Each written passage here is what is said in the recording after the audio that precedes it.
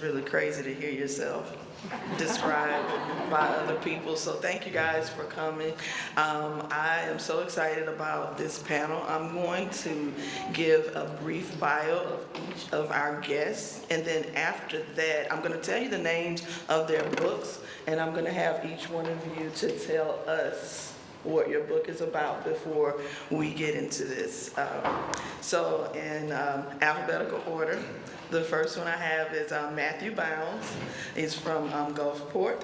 His book is Keep It Simple, Y'all. He is known as your Barefoot neighbor, a New York Times bestselling author who believes that feeding our families and ourselves shouldn't be too difficult. Matthew began teaching himself to cook in 2020 and started posting those efforts online, where his unpretentious approach has helped millions of fans enjoy mealtime. He is also dedicated to creating an inclusive, welcoming space on social media and uses his platform to uplift the community by driving donations and other support to organizations in need. He and his husband, CJ, live in Gulfport, Mississippi. So let's welcome Matthew Bounds.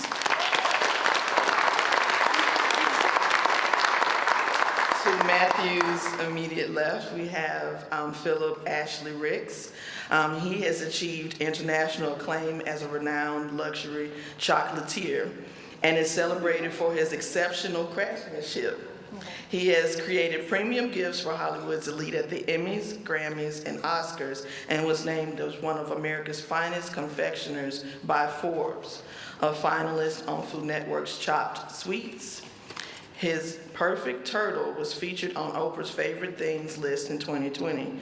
He is the official chocolatier for Cadillac and was a James Beard Award nominee in 2023 and in 2024. His imaginative chocolate factory and home are home in Memphis, Tennessee. Let's welcome Phillip Ashley.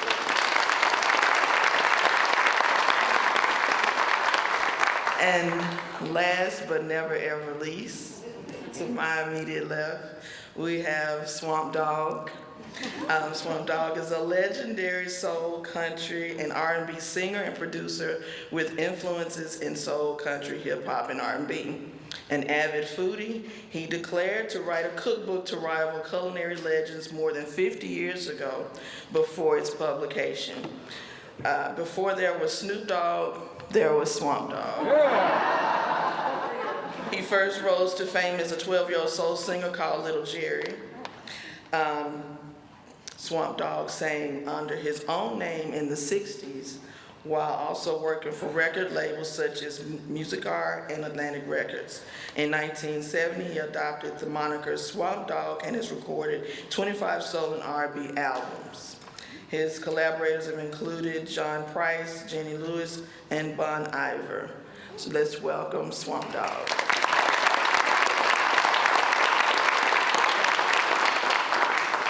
So in no particular order, what I would like for each one of the panelists to do is to actually describe their book to you.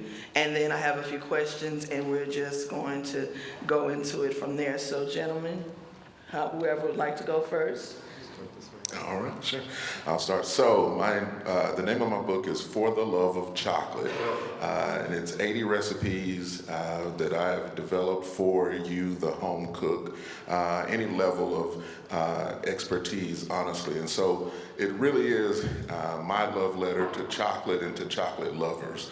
And so over the span of nearly 20 years in learning, evolving, and creating chocolates, I ultimately wanted to create something that wasn't so much calculus, but something that you could really, do some really nice things, do something fancy, but whether you're a mom with a 5-year-old or a couple wanting to do a dinner party or something at the office, we have everything from bonbons to chocolate for breakfast to even cocktails. So if you want to infuse rye whiskey with cacao nibs or fat washed bourbon with butter, and then use that butter to make a chocolate pineapple upside down cake.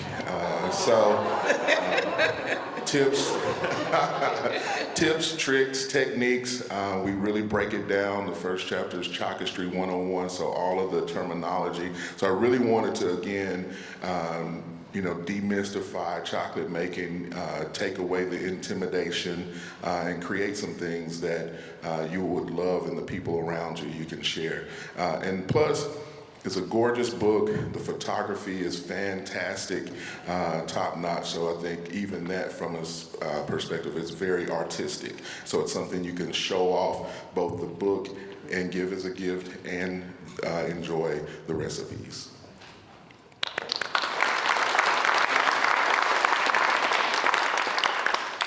Yeah, okay, talk dirty to me. I don't know how I'm supposed to follow that. So my book, Keep It Simple, y'all, was self-published last summer. We used Amazon KDP, and we sold so many copies in the first week that we got the attention of the Big Five, and we ended up signing a deal with Clarkson Potter.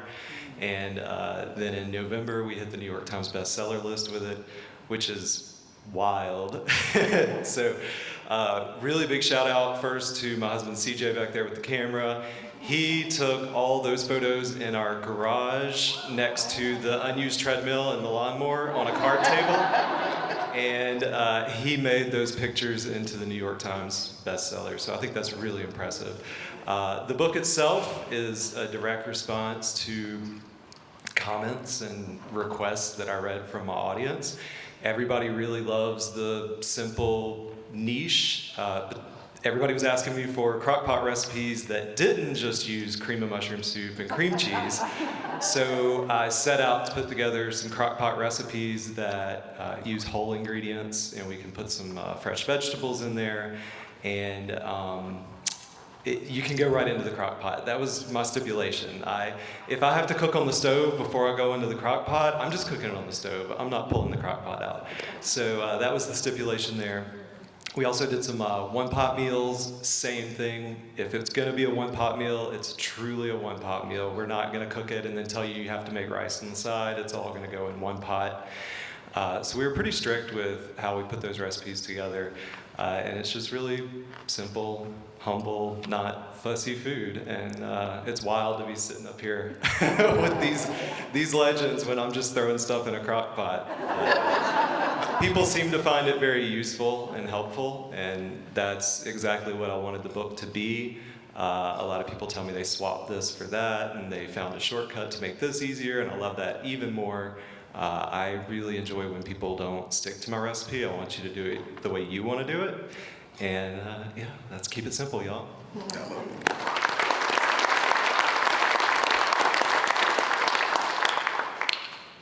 Time for me? Hi, I'm Swamp Dogg, and most of my recipes, well, first of all, the book is called If You Can Kill It, I Can Cook It. Now, and that's the truth. So, but most of all of my recipes are stolen from my aunts and grandmothers and so forth that raised me. And I was raised in a home full of very, very strong women. And they walk all over top of a man. And man didn't mean nothing. So they taught me, I learned how to cook, and from them, my favorite recipe in my book is tomato pudding, which everybody goes, what the hell is that? Well, it's kind of a Virginia, North Carolina dish, and I don't think it moved too much further on, but I'm hoping that my cookbook will help it. It's actually an autobiographical cookbook. I've had people who wanted me to do my stories, but to do my stories, I would have to make enemies. I'm not planning to do that. Because I haven't actually been the good guy either, so. I guess I've told you all I can tell you in a quick. Thank you very much.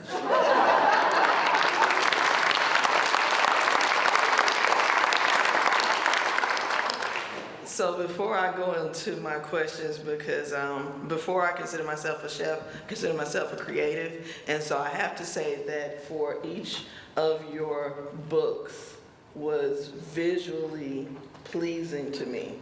I'm gonna start right here and give a reason why, because his book is like in a binder, and it reminds me of like a photo album, but it also has like little clippings and just things that just gives you a photographic idea of what his life was like. And then he threw some recipes in there.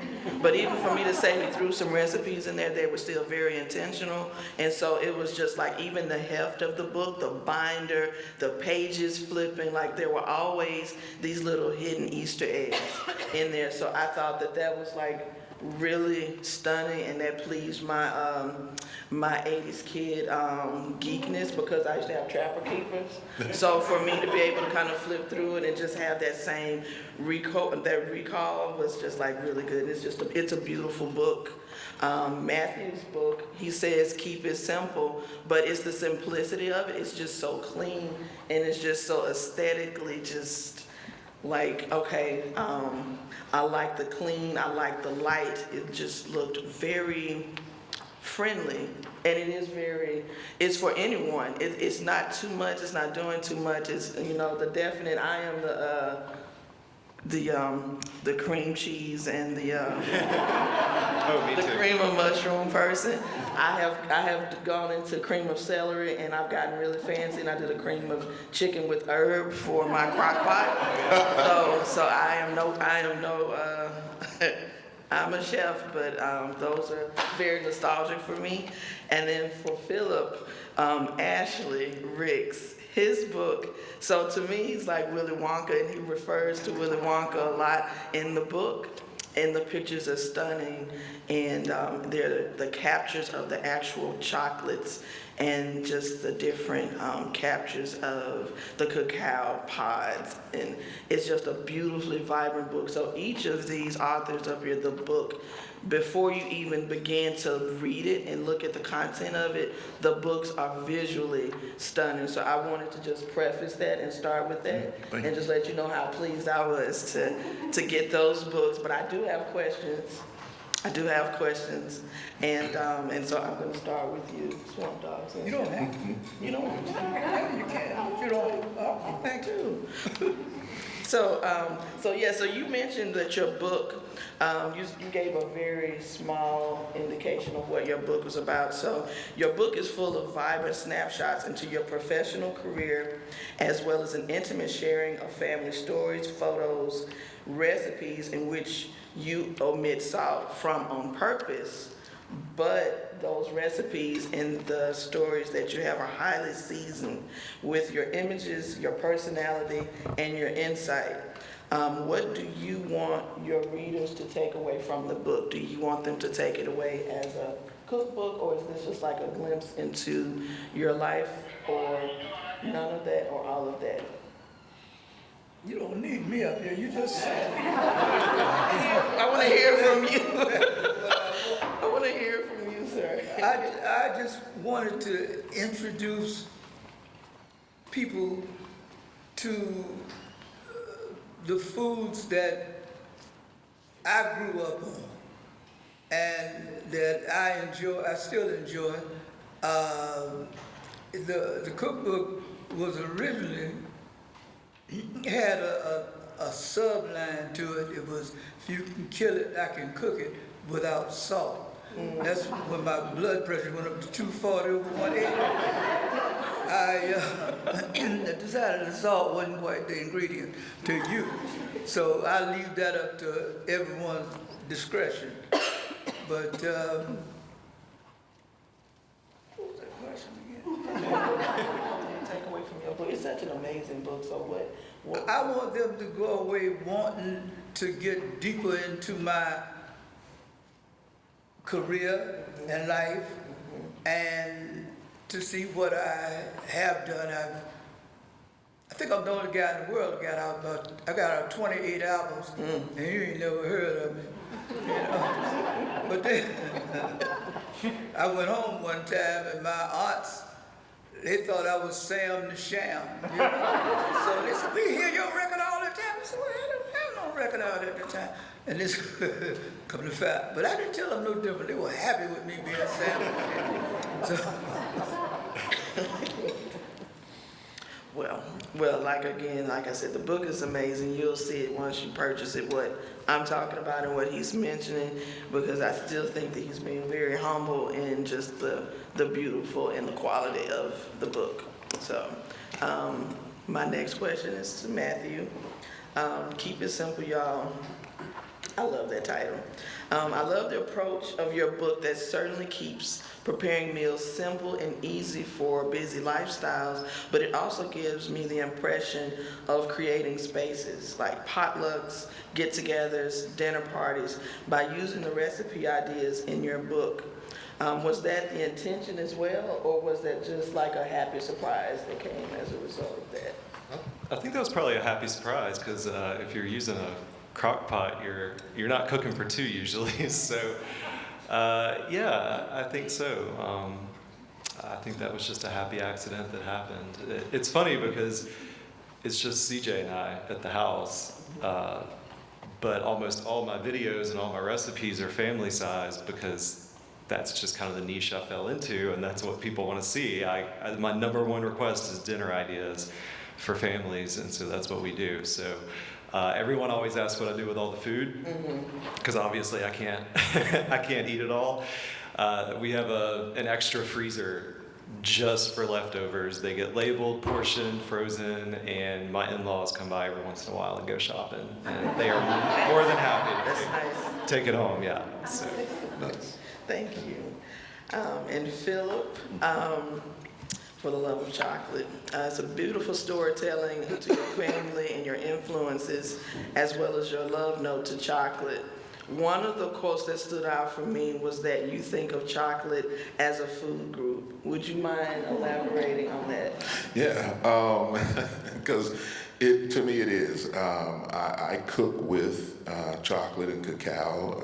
The book was originally going to have some savory recipes, but we're going to save that for later. But it is a massive commodity. It is people all over the world love it, and it can be used in so many ways. And so even again with this book, we wanted to show and shout out to HarperCollins for believing in the book. First cookbook, and they were like, we want it. So I was like, hey, thank you.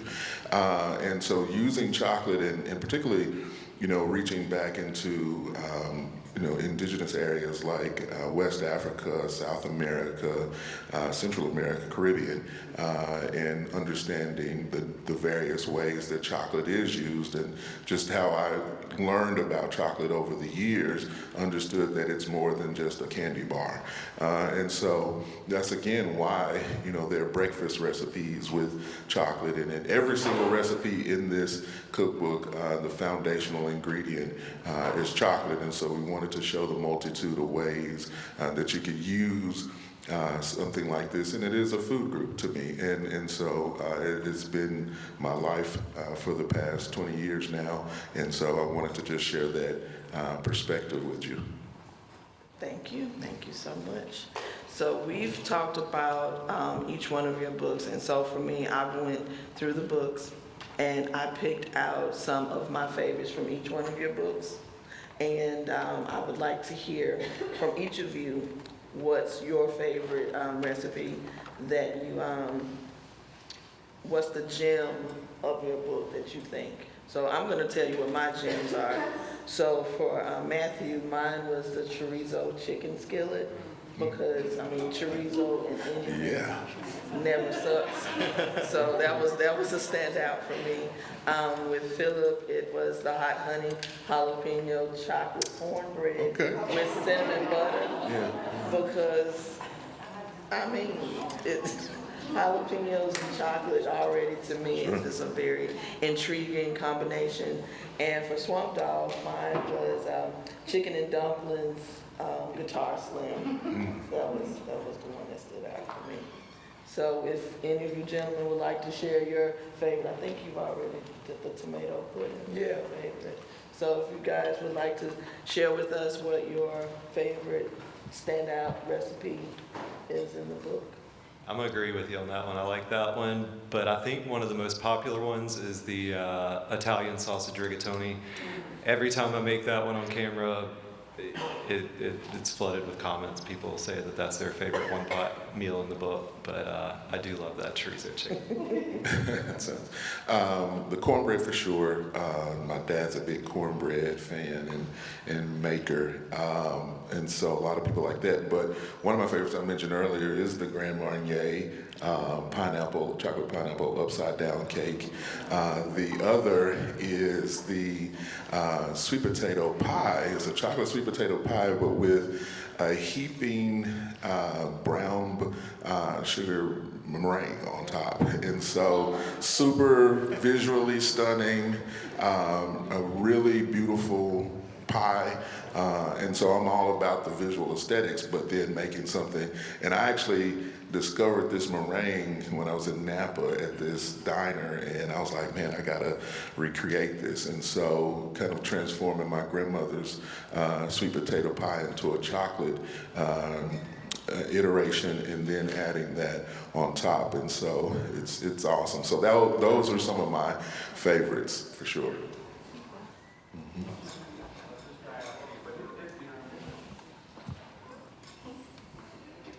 Was that enough? No, all my recipes are named after different people that have tasted my food and liked it. The ones that didn't like it is not included. And it's, I want you to just try it. Just look at it. There are things about the cookbook that I'm very proud of, which is like the spirals. They're very strong. You know how most of the time you buy a cookbook and by the time you flip the pages 4 times, it starts coming loose and all that. And we used a thicker paper and took our time with it. And it won't fall apart right away.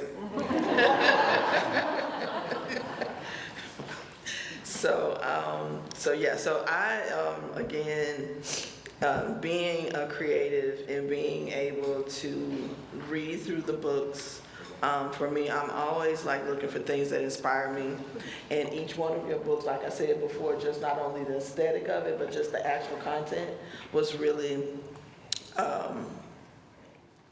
it really helped me in my process in being a creative. What are some of the things, there's something outside of cooking that's an inspiration to you that lent itself to you creating the book? And I know you have lots of things. So I want to hear those, because you are such a fascinating. Yeah, but you were directing it to him. I'm directing it. Okay. I got to think of something. Yes, sir. So yeah, just what is something that's outside of food for you that contributed to your process in the making of the book? Yeah, mine's pretty multifaceted. It's art is definitely central.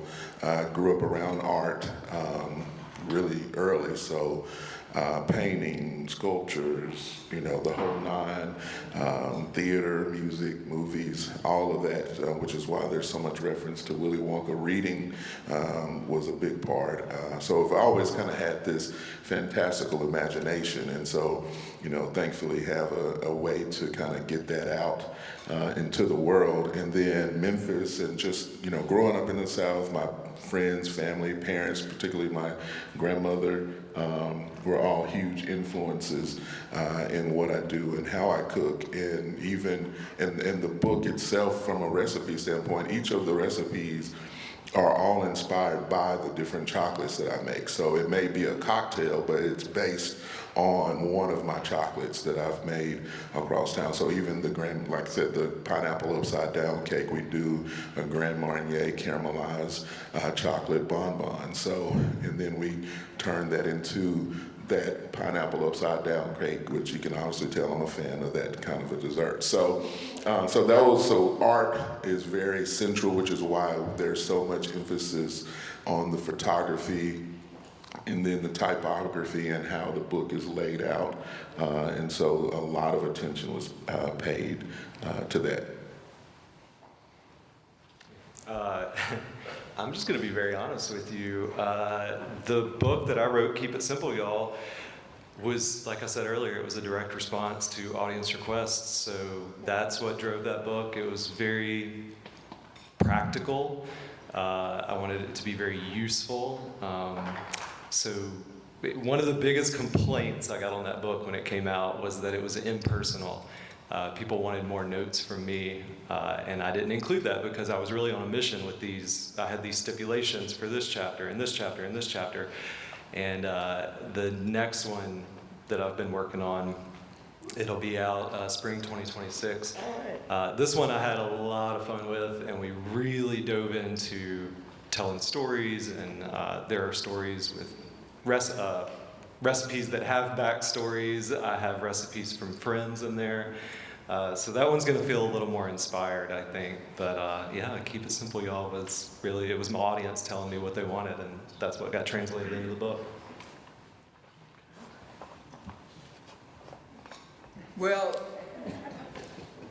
I guess my inspiration, if you want to call it inspiration, came from anxiety. Yeah.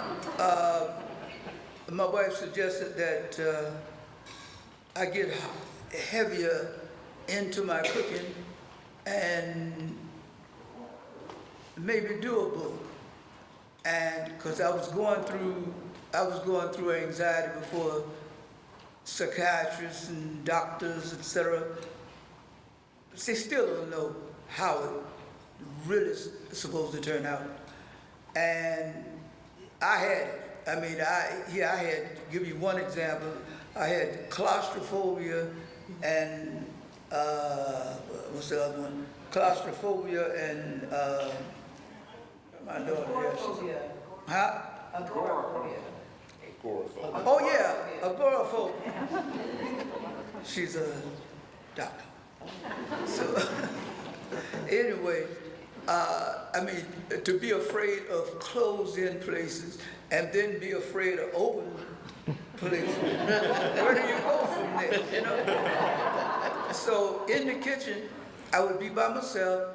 I redecorated my kitchen at that time. I was living in Long Island, and I had quadraphonic sound. I had 380 Christmas lights in the ceiling. It was just television, strobe light. Had to take the strobe light out because it made my dog go crazy. I didn't. It wasn't doing much for me either. So that is a short story of why I'm cooking and still cooking. Not as much as I used to, because I'm not as nervous as I used to be. So, well, thank you. Absolutely.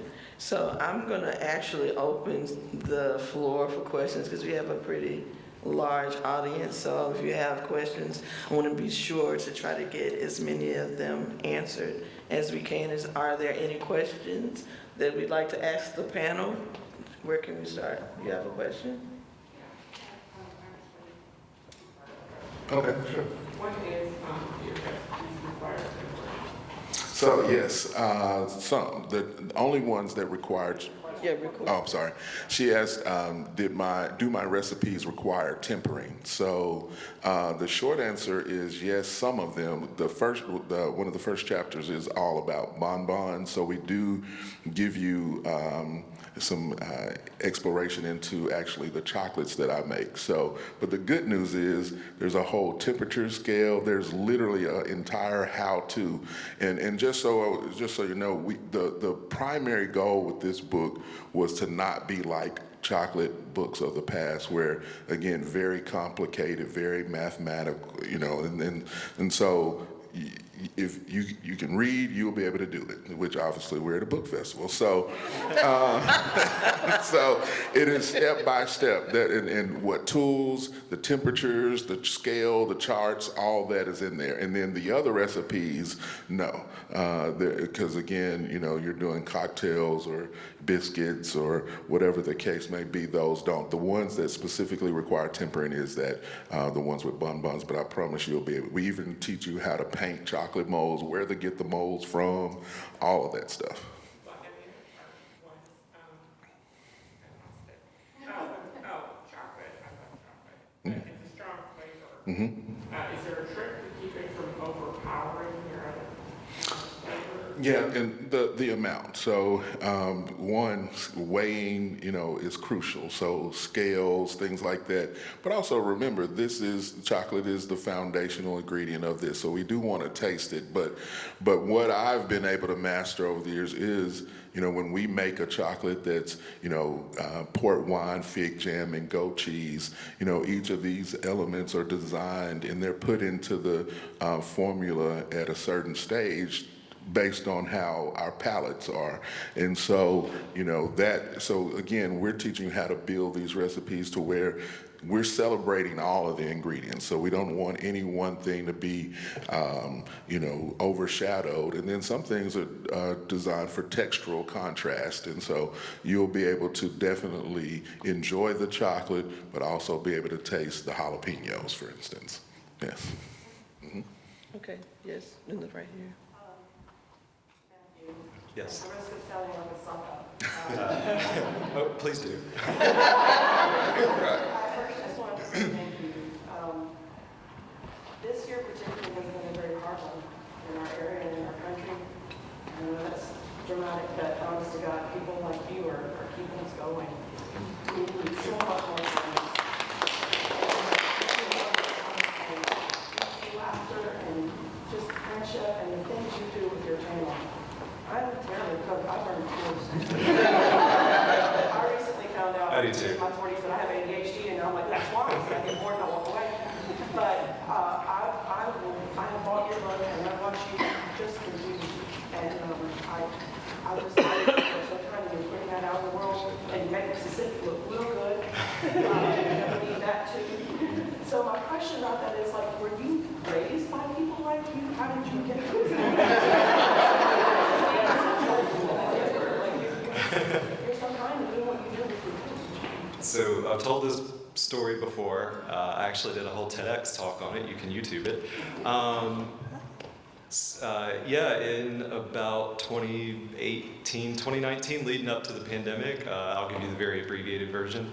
I worked in a really chaotic, stressful job, and I was commuting a long way every day, and I was really miserable, and I was not a very nice person. And CJ sat me down one day and was like, "Yeah, you're unpleasant. I need you to figure that out." So in 2020, I deleted every social media account I had, and my phone was a brick. I read a lot of books, I worked on myself, and in 2022 is when I came back online. A friend of mine talked me into getting on TikTok so I could like her dog videos, and then I ended up making content. And during that time I worked on myself. I found ways to make myself a better, happier person. And then as my social media presence grew and I saw that people were willing to pitch in on things that I wanted to do, I started leveraging that, and it just kind of grew from there. And it's really my favorite part. I tell everybody, I just cook to pay the bills, honestly. So if I could just do that all day, that's what I would do, but I gotta keep the lights on, so I gotta get in there and cook. But yeah, it keeps me going. It's when I get in a rut and I'm not feeling creative or I'm feeling low, I try to go stir something up and find a way to do something like that. Even if I don't publicize it, sometimes I do because I need y'all's help, but sometimes I just go do it on my own. And I have found that really fuels me in big ways. So that's it. When we get in a rut, we go watch you. I appreciate that. Okay, in the hat in the back. What's a meal that changed your life? This is for everyone. A meal that changed our life for everybody. Oh.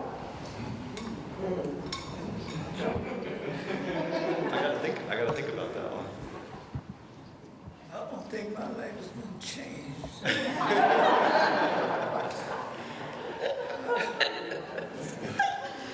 I'll go. Okay, so when I was a kid, my dad was a Baptist preacher, so every Sunday we were at somebody's house for Sunday lunch after church. And when you're a kid, you really just hate that because you have to go listen to old people talk. And there was this woman named Miss Mary Lou, and she always made the best pot roast. And I think that's why I have such a big affinity for that, because I always loved going to her house. Not for the titillating conversation, and there was no other kids there, but I got to eat her pot roast over rice, and she made like the best gravy. And I think that any good pot roast takes me back there. So mine, I actually even pictured the Superman pajamas I was wearing. So, so lasagna from my mom made. Yes. The first, I think I was like 5 is when I recollect. Actually, maybe a few years old, because my brother had matching Superman pajamas too. So, but yeah, so lasagna. And I just remember we were living in Scenic Hills, yeah. So that and chocolate chip cookies, those were the two things that to this day I'm a fiend for. So, in which definitely inspired the book as well. But also, I do a lot of family meal type dishes and invite friends over. And so that was one of those times where, you know, my grandmother and some other people came over, but lasagna was, and I was like, man, this is the cheese. So, and my mom was a good cook too. And so that was probably, and to this day, so it has led to kind of my desire for feeding other people, but lasagna. Okay, so mine is, this is gonna date me, but it's okay. I remember, so I grew up in West Point, Mississippi, and sometimes for special occasions, this was during the time it was just me and my 2 sisters. I'm the oldest of 5. So we would go, me and my mom and dad, this is when I was really little, we would go to Morrison's cafeteria, and I thought that was like the fanciest place ever, because you went through the line, and my tray would always have Jell-O in cubes. It had to be the red, and that's how I would ask for it, was the red Jell-O. And then I would get, they would carve the beef, and they would give you those little golf ball potatoes, and it had like the paprika on it, and I would get fried shrimp with the tail on it. And so for 5-year-old Rika to have someone hand you this plate with this food on it, it was just like so special. And I would have like my little dress on one of the times that I wore dresses. That's another story for another panel. But I just remember that meal because that was just like, we would sit and we were served the food, the people were really nice, everything was just in abundance, and for me that was just like, it was really comforting. So that meal to me, in Morrison's cafeteria, not Piccadilly, Morrison. It's very specific for me. That meal changed my life because food has always just been alive. I've always been in my fields anyway, and food just keeps me in my fields, so it gives me opportunity to express that. So that meal for me just stood out. It still stands out. After everything that I've ever done or experienced, it has been my meals as a 5-year-old at Morrison's cafeteria.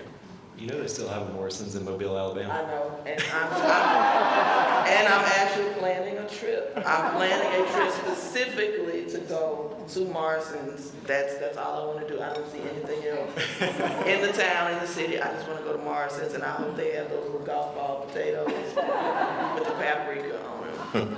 Yeah, that's it for me. Yes, ma'am. Did you have the crouton lady at Morrison's? Did you have the little salad line? Ooh, I don't know. I only went there a couple times when I worked in Mobile. This was years ago, but I think it's still there. Highly specialized. Yes, it's the best. This one's for Swamp Dogg. So, your first album was in 1970, The Destruction of Your Mind. Right. And then you went all the way, seen Dr. Dre, 2017, to your 2024 Black Grass. that was released. So you evolved in so many genres, in decades of music. Does that help you create the food that you make? Has it evolved your food with your music? No.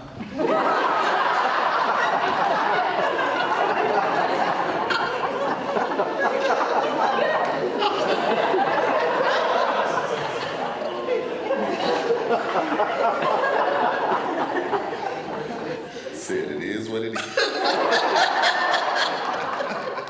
He likes what he likes. Okay, okay, yes, right here. Question is for Phillip. When you think Chocolatier, you don't think the live action business. So how did you break into that space? Like how did you take your love of chocolate and elevate it to the manner which you have right now? Kind of like the highbrow answer is being the best, becoming the best. But true. So quick story. I come from a whole different career background. I was in the CPG, consumer packaged goods, logistics, tech world, and then in 2007 is kind of when I began this journey. Woke up 3 o'clock in the morning from this crazy dream, said, you know what, I'm gonna make chocolate for the rest of my life. That's really essentially how it happened. Drove up to New England, or Portland, Maine specifically, met with some guys from Belgium, and off to the races. So self-taught in chocolate, but what I understood very early was that, especially then, chocolate was one of those things I didn't have in culinary schools because I looked, you either apprenticed in some place in Europe or what have you. And, I just began reading everything and understanding food and chocolate and having a background in chemistry and all of that has helped. And so I said, well, I want to have a PhD in flavor.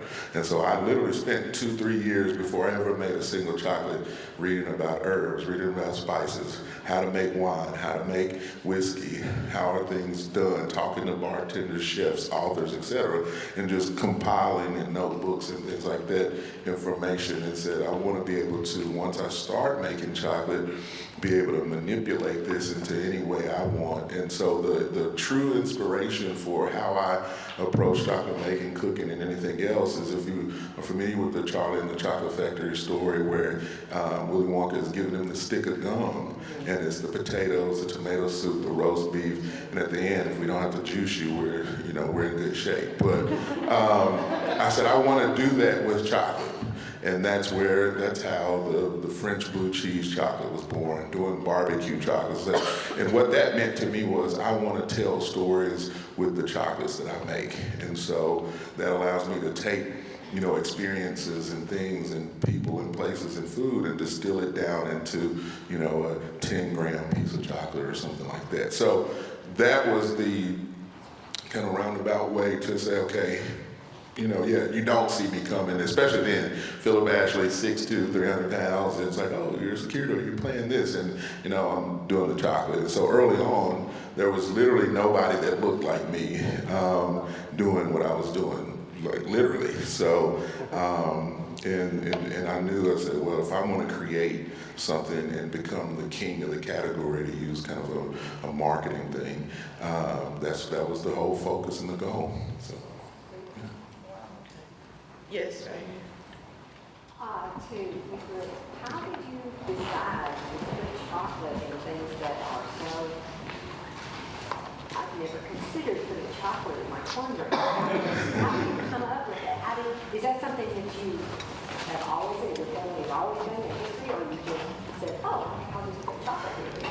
It just seems odd. Yes, yeah, for sure. No, my grandmother gave me permission early on to just put it in a pot, to kind of take from Matthew. I remember making biscuits and stuff like that and throwing hot sauce. Now, some of the stuff you couldn't eat then. I was like 6.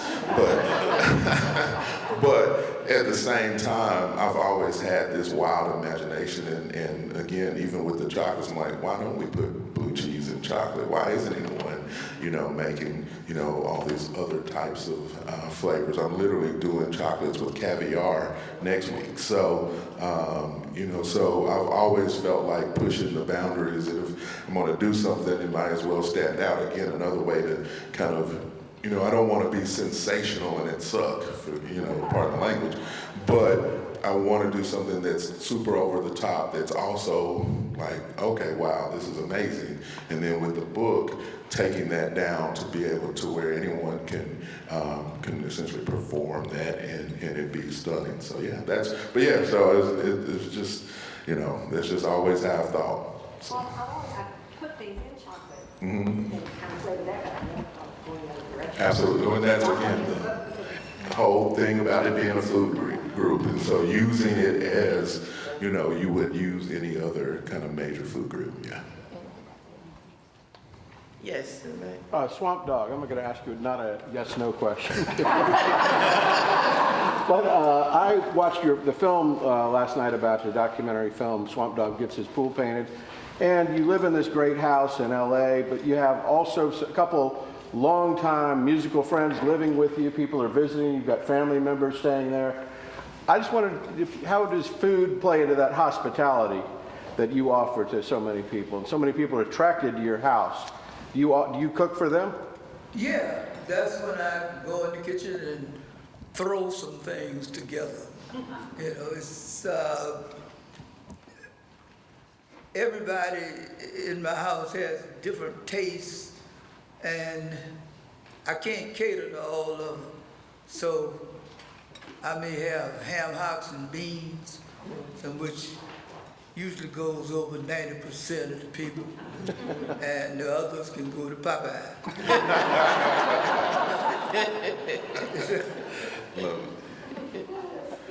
That's it. Right here and then, yeah. First of all, I want to say, as a goal coordinator, also with your non-school, I want to thank you, Matthew, for the support and the encouragement you gave to the non-school. One,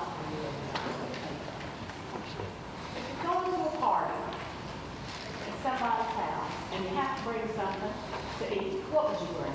What would y'all bring? I mean, is this like I need to bring an entree, or is this like I just invite you, just bring something. we're bringing sides? Bring it to Because you're probably getting some kind of Rotel cheese dip that's concoction. For real, I'm horrible at that, and I'm going to be at the very last minute. And I'm going to say, let me go see what Dollar General's got. We're going to heat that up. I'm really not. I'm not the best at that. It's generally going to be some kind of a dip and some chips. Hotel is good. Yeah, I mean, who doesn't? Everybody likes that. Hotel. Nice. Okay. Is that for everyone? Oh, okay. Oh, this was Okay. fair. Usually, if I'm bringing something and not the one hosting, I'm usually bringing some sort of dessert. And most of the time now, I get it. Where's the chocolate? That kind of thing. So I stop fighting it and just bring chocolate. So, one of the desserts or something like that, I'm usually bringing dessert. And all over the place, cheesecake. It's kind of whatever I'm feeling, but usually it's that. Yeah, and some whiskey. Yes. Oh yeah, a bottle of wine, Yeah. for sure. Yeah. That usually smooths over my lack of effort on it. Cheesecake. Yeah. Oh yeah. Yes, I make the best cheesecake, and that I'll brag on. I make New York cheesecake. None of that cracker crumb mess. I hate it. But cheesecake, everybody loves it. Nice. I'm bringing Lipton onion soup mix, dip, and Ruffles potato chips. Again, that's like growing up in West Point, and like that was in the Tupperware and just the cute trays. That to me was just like the pinnacle of hospitality as a little kid, like just those memories for me. I have a lot of recall of things, and so I put that into the things that I do. but just lifting onion soup mix and Ruffles. Look, Maybe a little caviar too. If I want to be cute, I'll bring like some caviar too to put on there. you need those kind of things at a party because, like, if I've never been here, I don't know who all cooked what, and I don't know if I'm gonna like it. So I need my safe Correct. soup mix Absolutely. and my chips Hold and the the great line. jelly meatballs because we know we're gonna eat that. But The baby shower meatballs. Yes. I was gonna say that as well. Yes. So you cannot, It is. you can't go wrong with that. Well, we have Yes. one over there. My question is for Phillip. Is there a certain chocolate that you like to cook with, or where do you get the chocolate you cook with? Yeah, Cookbook chocolate, there's so many varieties. I always say go for the best you can acquire. Don't use things like melts and things that have like the hydrogenated oils and stuff in it. So, look for something that's Belgian or I'll say like just from a quick accessibility like Ghirardelli, they make great commercial chocolate that you can find. But if you want to kick it up a notch and get Valrhona or there's out there. So if you look up and there's a lot of baking online stores or if you're local bake shop and stuff like that. And soon we're actually going to have on our site where you can buy baked chocolate by the pound and we'll sell great chocolate. So and you can use it for all of the applications in the cookbook. All right. Well, thank you all for attending. This has been wonderful. And you